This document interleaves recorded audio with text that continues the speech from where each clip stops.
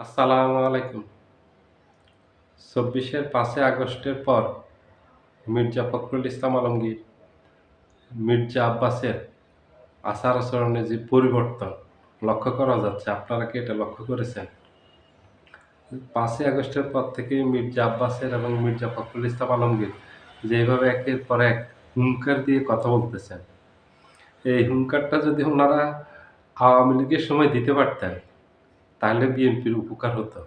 কিছুটা হলেও উপকার হতো। এখন ওনারা প্রতিদিন যেভাবে ২ জনে হুঙ্কার দিচ্ছে, দেশে তো সাধারণ মানুষ থাকতে পারবে না। অনেক বিএনপির নেতাকর্মীও থাকতে পারবে না। এবং ওই যে পজা পাগলার গল্প বলতে হয়। পজা পাগলা যেভাবে বলছিল যে, "আমার কথা শুনলেই পাকিস্তান আর্মি পালিয়ে যেত। যদি শুনতো যে আমি পজা পাগলা কিশোরগঞ্জে আসবো, শুধু শুনতো আর অস্ত্র রেখে প্রাণ নিয়ে পালিয়ে যেত।" ঠিক মির্জা আব্বাস, মির্জা ফখরুল ইসলাম আলমগীরের গল্পটাও একই। শেখ হাসিনা শুধু শুনছে যে মির্জা আব্বাস আসবে। শেখ হাসিনা ক্ষমতা ছেড়ে পালিয়েছে। মির্জা ফখরুলের কথা শুনছে, ক্ষমতা ছেড়ে পালিয়েছে। ওনাদের হাবভাবটা এরকম, ভাবটা এরকম যে ওই ওনাদের ২ জনের কথা শুনছে, ওনারা ২ জন আসবেন, শেখ হাসিনা পালিয়েছে। আওয়ামী লীগ পালিয়েছে। ক্ষমতা ছেড়ে পালায় নাই, দেশ ছেড়ে পালিয়েছে, ভারতে পালিয়েছে ওনাদের ২ জনের ভয়ে। ওনারা ওইভাবে এখন হুঙ্কার দিচ্ছে। ২৩ সালের ২৮শে অক্টোবরের কথা সবার মনে আছে। কোথায় হাইকোর্টের ওখানে ফটকা একটা ফুটালো, মির্জা আব্বাস, মির্জা ফখরুল ওরা পল্টন থেকে পালিয়ে গেল। ওদেরকে খুঁজেই পাওয়া যাচ্ছে না। ওদেরকে দূরবীন, অণুবীক্ষণ যন্ত্র দিয়েও খুঁজে পাওয়া যাচ্ছে না, খুঁজে পায়নি। মির্জা আব্বাসকে অনেক কষ্টের পর গোয়েন্দা সংস্থা সবগুলি খুঁজে ৫ দিন পর বের করছে ঢাকা ব্যাংকের কার্যালয় থেকে, বন্ধ কার্যালয়। তাহলে বুঝতে পারেন কি ভিড়। ওনারা এখন, কথা আছে না, বাঘ নাই বনে বিড়ালি বাঘ। এখন ওনারা বাঘ হয়ে গেছেন। এখন ওনারা সিংহ হয়ে গেছেন একেকজন। এখন ওনারা যে হুঙ্কার দিচ্ছেন, যে ওনারা মনে হচ্ছে যেন এখানে সাধারণ মানুষের টিকে থাকা খুব সমস্যা হবে। ওনাদের কথার বাহিরে গেলে এদেশে মানুষ বসবাস করতে পারবে না। এদেশ ছেড়ে পালাতে হবে। আওয়ামী লীগ পালিয়েছে, ওনাদের হাবভাব হলো এটা, ওনাদের হুঙ্কার হলো এটা। ওনারা যেটা বুঝাতে চাচ্ছেন মানুষকে হুঙ্কার দিয়ে, আওয়ামী লীগ পালিয়েছে আমাদের ভয়ে। তোমরাও যদি থাকতে চাও আমাদের কথা শোনো, থাকতে পারবা সুন্দরভাবে। আমরা যা বলি ঠিক সেভাবে চলবা, করবা, সমস্যা না। আর আমাদের কথার বাহিরে গেলে আওয়ামী লীগের থেকেও খারাপ পরিণতি হবে।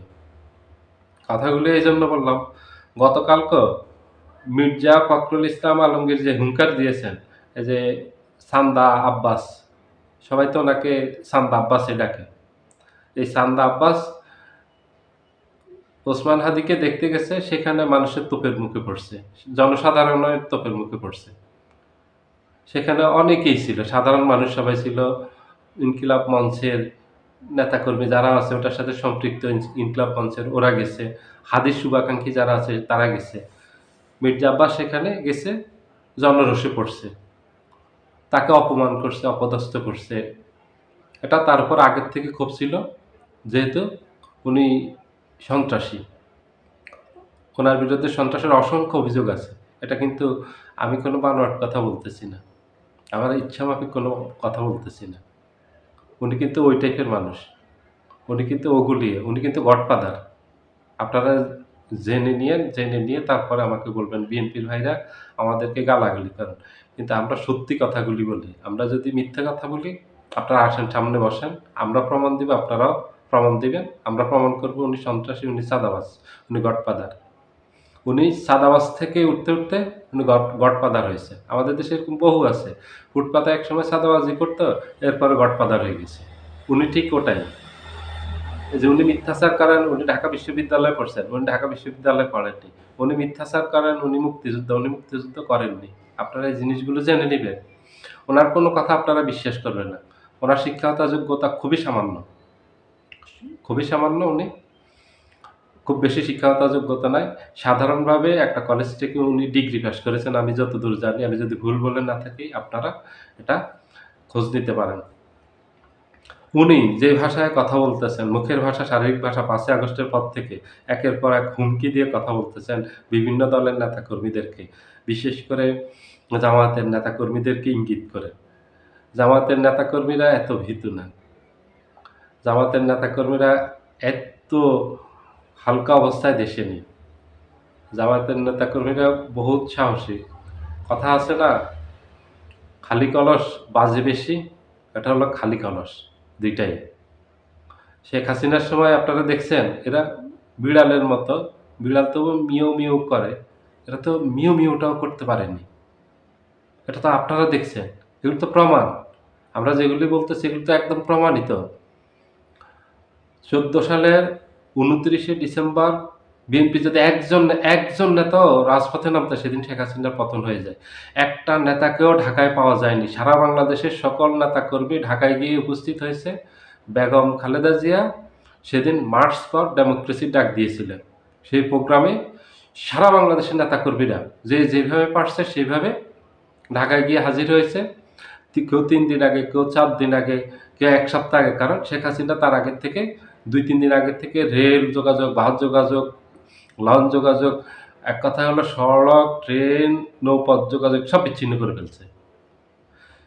তারপরেও লক্ষ, লক্ষ নেতাকর্মী ঢাকা শহরে গিয়ে পৌঁছাইছে অনেক কষ্ট করে। কিন্তু একজন নেতাকেও সেদিন পায়নি। সেদিন এই যে একটা বালির ট্রাক সরানোর মতো একটা নেতা রাজপথে ছিল না। আজকে যে হুঙ্কার দেন, সেদিন ওনারা কোথায় ছিলেন? মানুষ কি ভুলে গেছে? দিনের ভোট রাতে করলো। সেই নির্বাচনে একটা শব্দ করতে পারলেন না। আপনাদের কি হ্যান্ডম আছে? আপনারা কি এটা মানুষ ভুলে গেছে জানে না? ১৪ সালের বিনা ভোটের নির্বাচন করলো। আপনাদের হ্যান্ডম কি মানুষ বুঝে গেছে? ২৪ সালের আমিডামি নির্বাচন করলো। আপনারা কি করছেন এটা মানুষ ভুলে গেছে?